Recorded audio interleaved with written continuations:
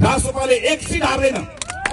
साथीहरू, अदालतले धरौटीमा छोड्नको लागि आदेश दिएसँगै नक्खु कारागारबाट छुटेका रवि लामिछाने हिजो आज चुनाव नजिकै गर्दा होला दिनदिनै राजनीतिक माहौलसँग नजिकबाट जोडिएका छन्। हालै एउटा कार्यक्रमलाई सम्बोधन गर्दै बोल्ने क्रममा लामिछानेले यदि यो पटकको चुनावमा उम्मेदवारी छनौट गर्ने कुरामा अलिकति विवेक मात्र पुर्याउने हो भने 100% रासोपाको हुने पनि ठुक्का गरेका छन्।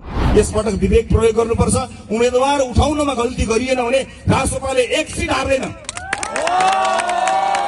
कुलमान घिसिङ र बालेन राष्ट्रिय स्वतन्त्र पार्टीमा प्रवेश गर्नुले राष्ट्रिय स्वतन्त्र पार्टी अझ मजबुत र बलियो भएको समेत बताएका छन्। तपाईहरुले कति आशा र भरोसाका साथ हेर्नु भएको छ।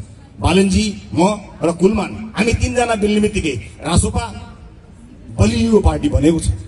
काठमाडौँका मेयर बालेन्द्र शाह त्यसैगरी कुलमान घिसिङ सहितको टिम राष्ट्रिय स्वतन्त्र पार्टीमा प्रवेश गरेपछि के नेपालको नम्बर 1 पार्टीको रूपमा राष्ट्रिय स्वतन्त्र पार्टी हुन सक्छ? तपाईहरूलाई के लाग्छ? आउने चुनावमा राष्ट्रिय स्वतन्त्र पार्टीले कति सिटसम्म ल्याउन सक्ला? आफ्नो मनको कुरा कमेन्टमा छोड्नु होला है त साथीहरू।